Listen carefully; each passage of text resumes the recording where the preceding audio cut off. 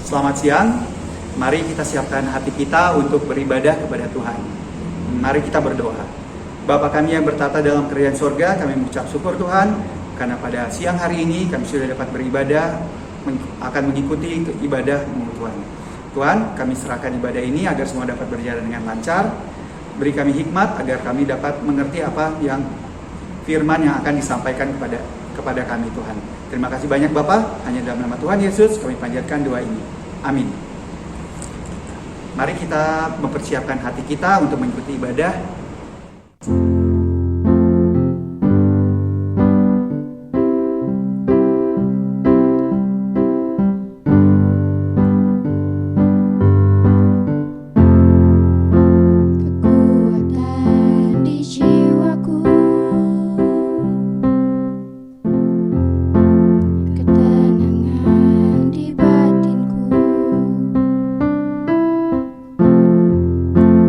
Ada dalam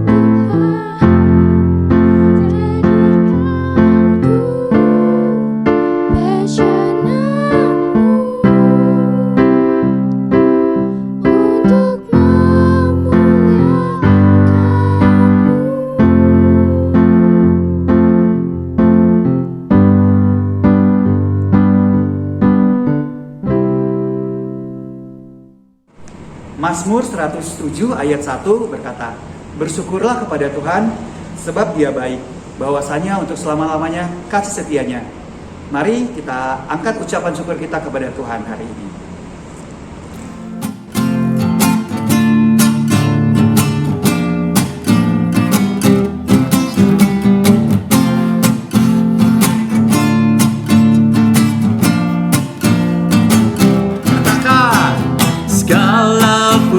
Syukur hanya bagimu Tuhan, yes. Sebab Kau yang layak dipuja. Haleluya, kami mau bersorak, tinggikan namamu. Angkat tanganmu. Haleluya, sekali lagi katakan segala puji syukur. Segala puji syukur hanya bagimu Tuhan, yes.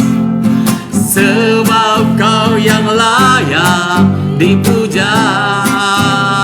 Haleluya, kami mau bersorak, tinggikan namamu. Angkat tanganmu. Haleluya, mari kita menari buat Tuhan. Soraklah haleluya. Soraklah haleluya, yes. Soraklah haleluya. Haleluya.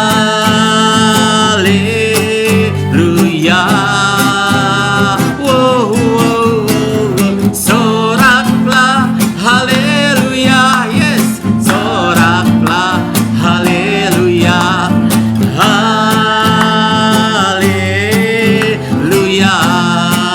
Lebih lagi katakan kepada Tuhan, soraklah haleluya, soraklah haleluya, haleluya. Lebih lagi, wow, wow, wow. Soraklah haleluya, soraklah haleluya, haleluya, haleluya, haleluya, haleluya, haleluya.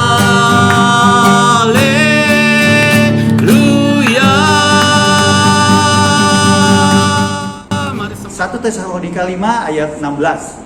Bersukacitalah senantiasa. Jadi mari kita bersukacita memuji Tuhan. Seperti Mazmur juga berkata di Mazmur 16 ayat 9. Sebab itu hatiku bersukacita dan jiwaku bersorak-sorak. Mari kita angkat pujian ini.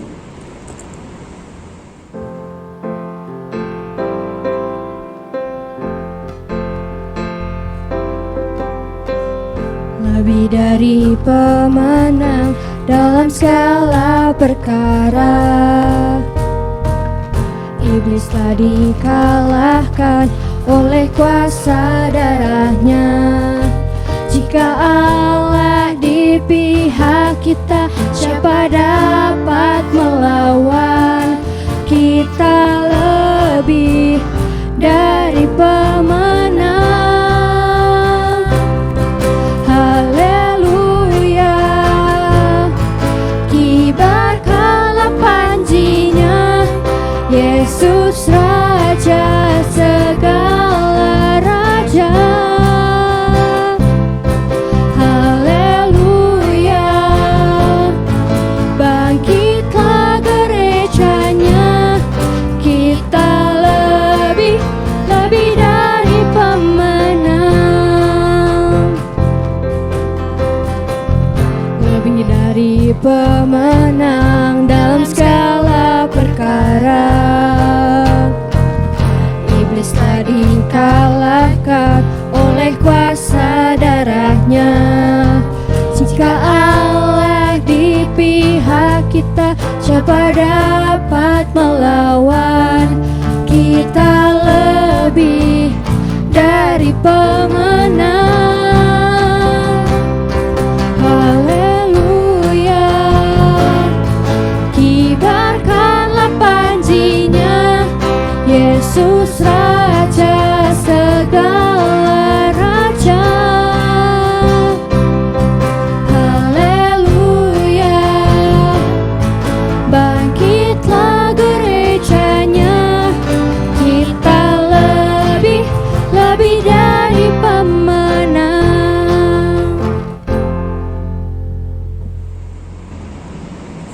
Filipi 4 ayat 6 berkata, "Janganlah kamu khawatir akan apapun juga, tetapi nyatakanlah dalam segala hal keinginanmu kepada Allah dalam doa dan permohonanmu dengan ucapan syukur."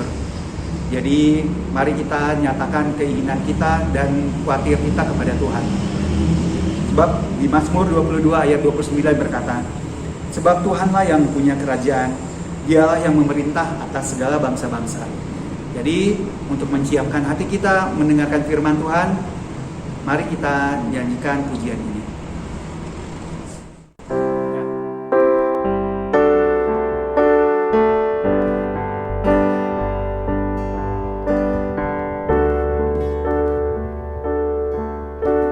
Syukur untuk setiap rencanamu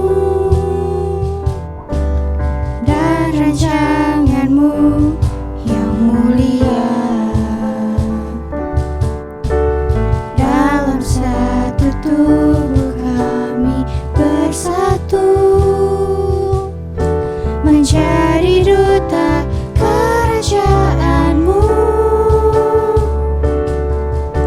Ku ucapkan berkat atas Indonesia, biar kemuliaan Tuhan akan nyata bagi bangsa ini. Kami berdiri dan membawa doa kami kepadamu. Sesuatu yang besar pasti terjadi dan mengubahkan negeri kami. Hanya namamu Tuhan ditinggikan atas seluruh bumi.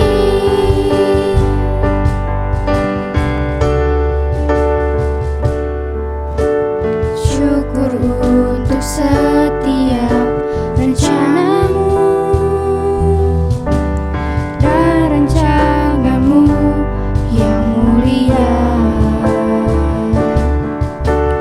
Dalam satu tubuh kami bersatu menjadi duta kerajaanmu. Ku ucapkan berkat atas Indonesia, biar kemuliaan Tuhan akan nyata bagi bangsa ini. Kami berdiri dan membawa doa kami kepadamu. Sesuatu yang besar pasti terjadi dan mengubahkan negeri kami. Hanya namamu Tuhan ditinggikan atas seluruh bumi.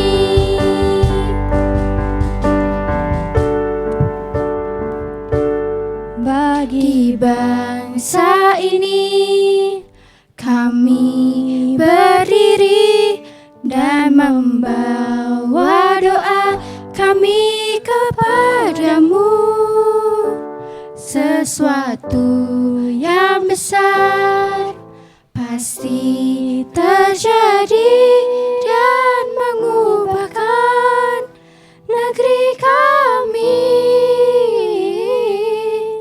Hanya namamu Tuhan ditinggikan atas seluruh bumi.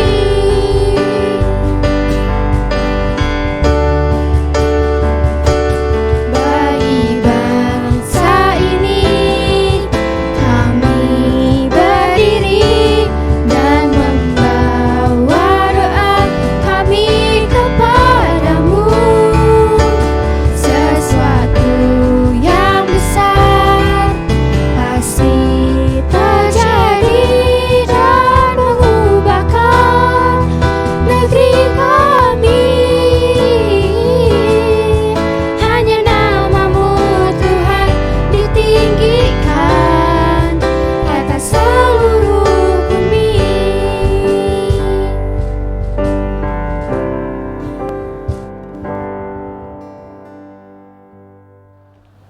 Selamat pagi anak-anak, Pak Eli berharap hari ini kalian dalam kondisi yang baik, sehat selalu, dan puji Tuhan kita masih bisa beribadah di tengah situasi seperti ini. Nah, sebelum kita mau ibadah, mari kita berdoa terlebih dahulu.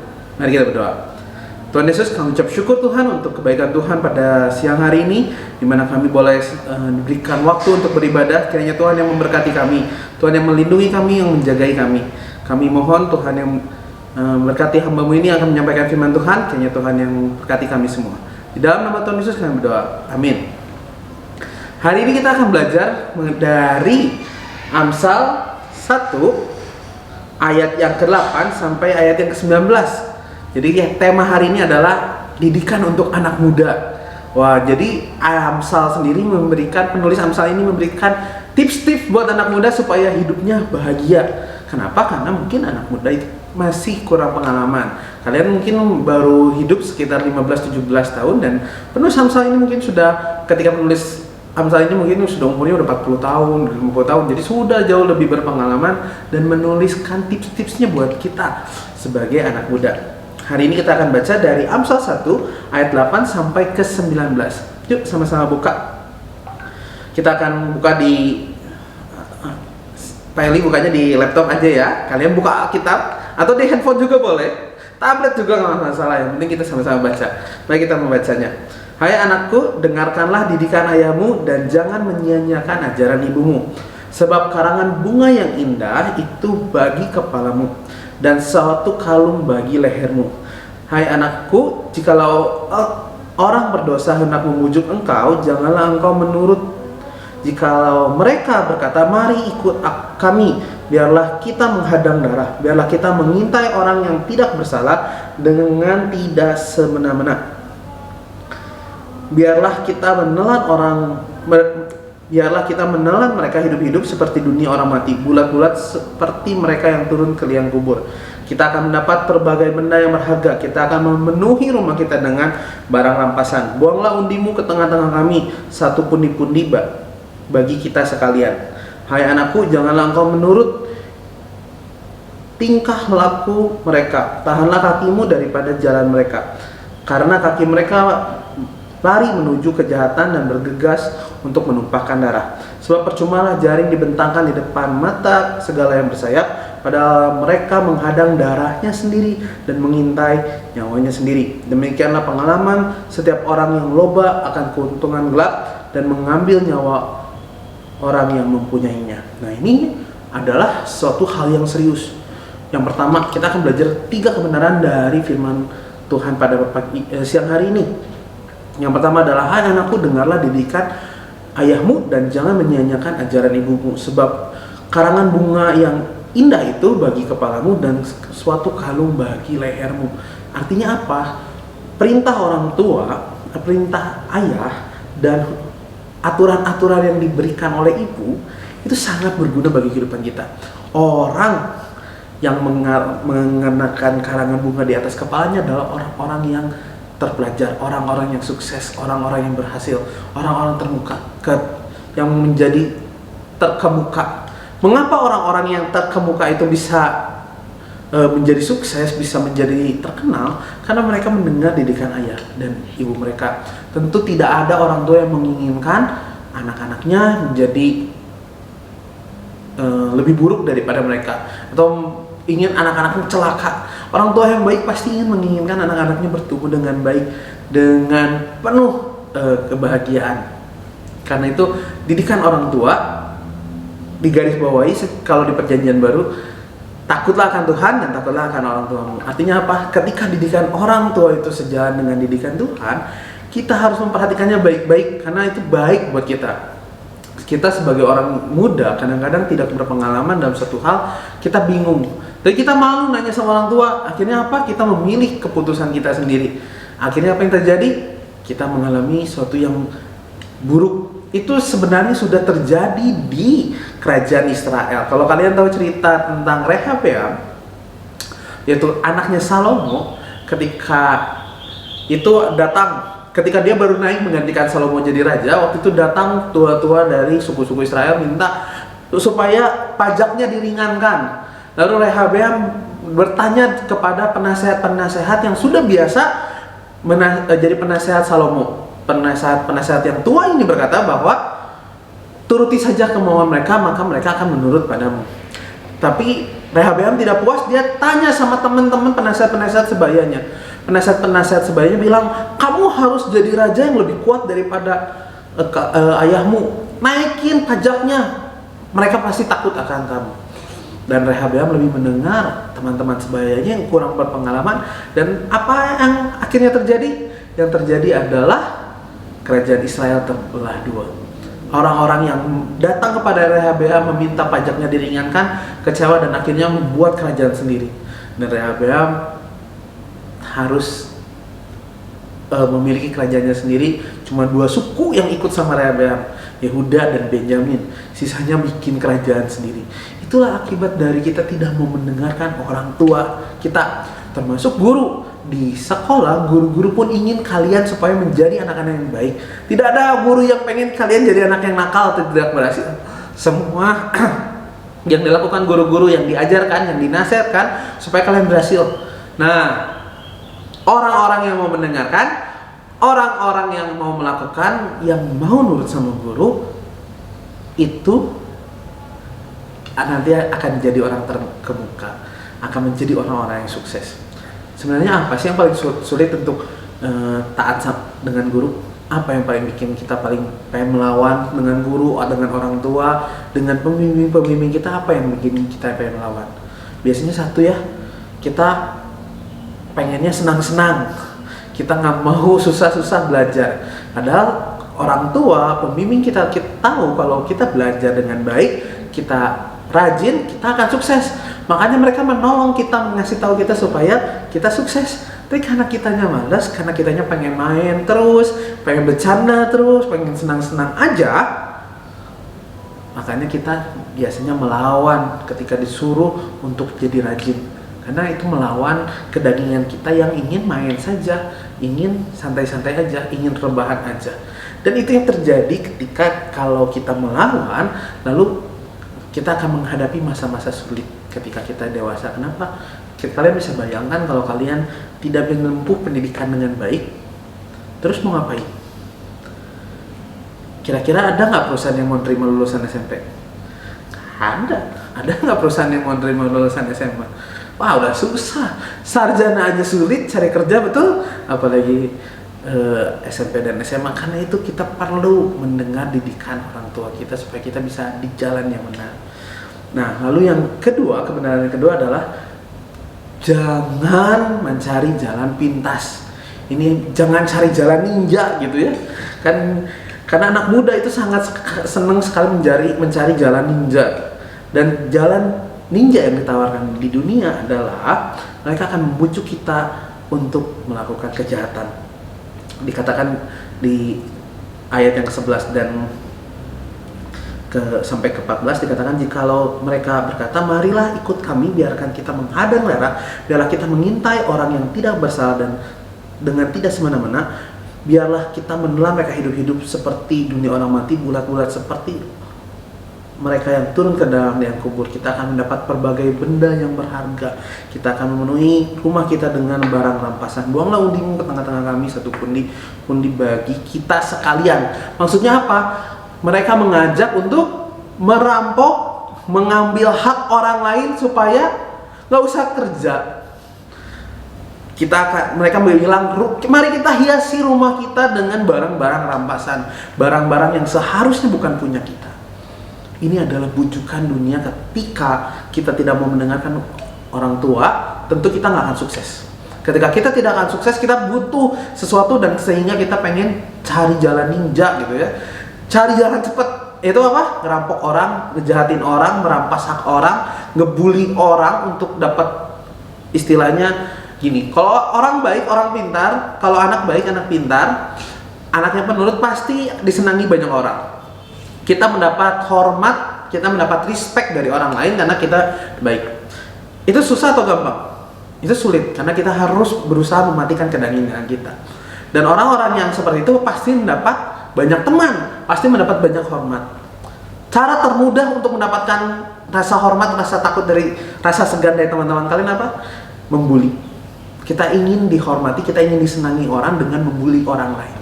Itu adalah cara ninja dan itu adalah cara yang buruk. Kalau kamu pengen jadi anak yang populer, kamu pengen jadi anak yang punya teman, jadilah anak yang baik. Jadilah anak yang menuruti firman Tuhan, dijamin pasti banyak orang yang akan sayang sama kamu. Kenapa? Karena ketika kita melakukannya dengan tulus, ketika kita menjadi anak Tuhan dengan baik, anak Tuhan itu harusnya membawa damai di mana-mana dan orang itu senang damai. Jadi, janganlah kita mencari jalan pintas. Bahkan ketika kita sulit, kita pengen handphone, kita pengen laptop, kita pengen sesuatu yang tidak bisa kita miliki, jangan mencari jalan pintas dengan mengambil. Kenapa? Karena itu akan berbahaya. Kita dituntut untuk rajin dengarkan nasihat orang tua kita supaya kita menjadi orang sukses. Dan jangan mencari jalan pintas. Gak ada cara jalan pintas untuk menjadi sukses. Jangan tergiur dengan bujukan orang-orang yang mari kita ambil aja, mari kita curi aja, mari. Semuanya akan mendatangkan petaka dalam kehidupan kita. Kenapa? Karena kita kadang-kadang sebagai anak muda pengennya cepat ya, buru-buru ya. Aduh, saya pengen ini, saya pengen itu, saya mau itu, saya mau ini. Tapi saya pengennya cepat. Jangan ngambil jalan cepat. Kenapa? Karena semua ada konsekuensinya. Yang kebenaran ketiga adalah jangan kita menjadi serakah dalam kehidupan kita. Dikatakan bahwa di ayat yang ke-17 sampai 19, sebab percumalah jaring dibentangkan di depan mata segala yang bersayap, padahal mereka menghadang darahnya sendiri dan mengintai nyawanya sendiri. Demikian pengalaman setiap orang yang loba akan keuntungan gelap yang mengambil nyawa orang yang mempunyainya. Artinya apa? Bahwa ketika kita mengambil hak orang lain, Tuhan itu adalah Tuhan yang adil. Dia tidak akan membiarkan kejahatan berlalu begitu saja. Selalu ada konsekuensi bagi setiap kejahatan yang kita buat. Ya, Tuhan mengampuni kita betul, tapi konsekuensi kejahatan itu akan terus ada. Misalnya kalau kita mengambil barang teman, terus kita mengaku sama Tuhan, Tuhan akan mengampuni kita. Tetapi konsekuensi dari teman yang sakit hati kepada kita, dari teman yang akan terus curiga sama kita akan terus menanggungnya. Teman kita akan terus curiga, oh dia mah tukang mencuri, hati-hati barang kamu, hati-hati uang kamu. Padahal kita udah bertobat nih. Itu adalah konsekuensi yang harus dijalani orang ketika melanggar firman Tuhan. Tuhan mengampuni dosa kita, tapi konsekuensinya akan terus ada. Karena itu, dengarkan didikan Amsal ini. Orang tua kamu pasti akan didik kamu yang terbaik, dengarkan.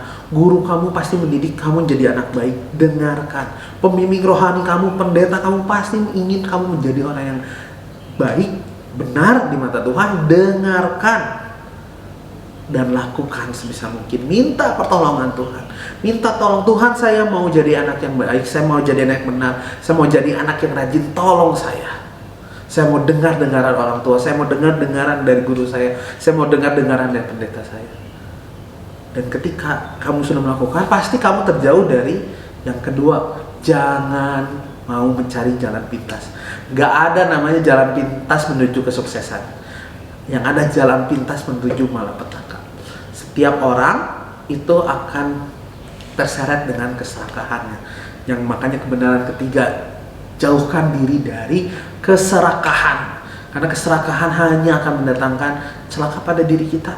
Kita seolah-olah, kalau kita ngebully orang, wah seolah-olah kita hebat gitu ya, seolah-olah saya berkuasa atas kamu. Padahal nanti ke depannya, kalau kalian suka lihat di sosial media, banyak cerita yang berkata bahwa dulu mereka lagi SMP, si A membuli si B. Wow, tahu-tahu ketika udah kerja, si A melamar di perusahaan si B. Akhirnya apa? A kehilangan pekerjaan karena si B masih marah sama si A. Nah, itu yang disebut kita akan menghadang diri kita sendiri kalau kita serakah. Kita serakah dengan kekuasaan, kita serakah dengan pengakuan orang, kita serakah dengan atensinya orang, barang orang. Wah, itu akan membuat kita menjadi celaka nantinya. Makanya mari kita menjauhi keserakahan. Mari kita kebenaran hari ini, mari kita mendengarkan nasihat orang tua. Jangan cari jalan pintas, karena jalan pintas itu hanya akan mencelakakan kita, dan jauhi keserakahan, karena keserakahan juga akan mencelakakan kita. Mari kita berdoa. Tuhan Yesus, terima kasih Tuhan atas karunia-Mu.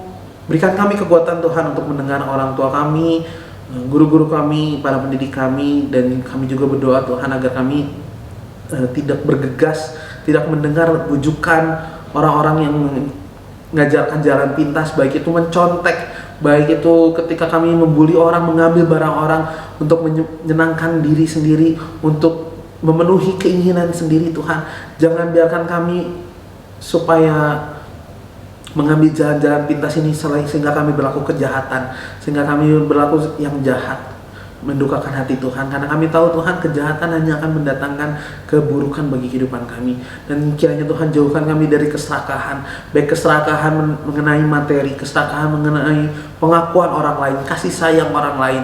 Kiranya kami boleh melatih diri kami untuk merasa cukup di dalam Tuhan, karena kami percaya bahwa apa yang Tuhan berikan dalam kehidupan kami itu adalah yang terbaik, yang cukup bagi kehidupan kami, dan Kau akan memberikan tepat pada waktunya apa yang akan kami butuhkan.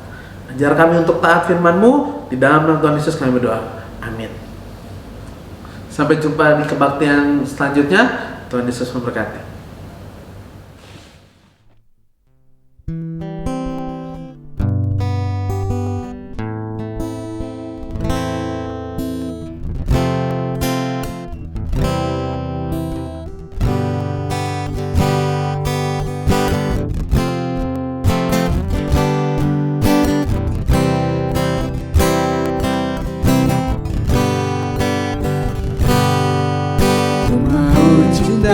Yesus selamanya. Ku mau cinta Yesus selamanya. Meskipun badai silih berganti dalam hidupku, ku tetap cinta Yesus selamanya. Ya Allah Bapa, ini aku anakmu, layakanlah seluruh hidupku. Ya Allah Bapa, ini aku anakmu, pakailah sesuai dengan rencanamu.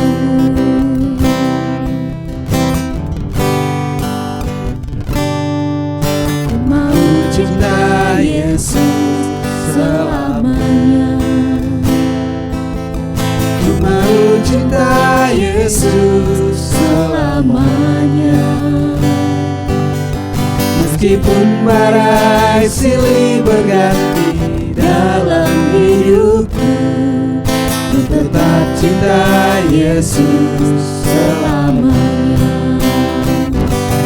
Ya Aba Bapa, ini aku anakmu, layakanlah seluruh hidupku. Ya Aba Bapa, ini aku anakmu, pakailah sesuai dengan rencanamu. Ya Aba Bapa, ini aku anakmu, layakanlah seluruh hidupku. Ya Aba Bapa, ini aku anakmu, pakailah sesuai dengan rencanamu. Pakailah sesuai dengan rencanamu. Pakailah sesuai dengan rencanamu.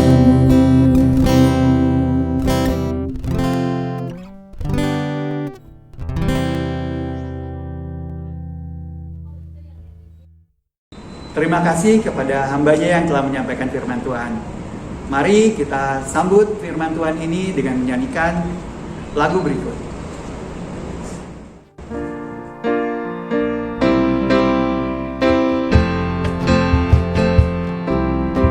Jangan lelah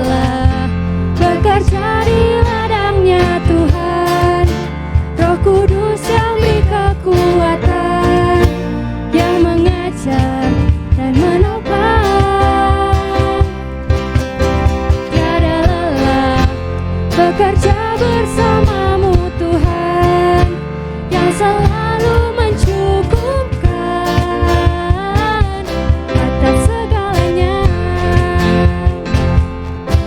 Ratakan tanah bergelombang, timbullah tanah yang berlubang, menjadi siap dibangun di atas dasar iman. Ratakan tanah bergelombang, timbullah tanah yang berlubang, menjadi siap dibangun di atas dasar iman. Jangan lelah bekerja di ladangnya Tuhan, Roh Kudus yang beri kekuatan, yang mengajar dan menopang. Tiada lelah bekerja bersamamu Tuhan, yang selalu mencukupkan atas segalanya. Ratakan tanah bergelombang, timbullah tanah yang berlubang, menjadi siap dibangun di atas dasar iman. Ratakan tanah bergelombang, timbullah tanah yang berlubang, menjadi siap dibangun di atas dasar iman.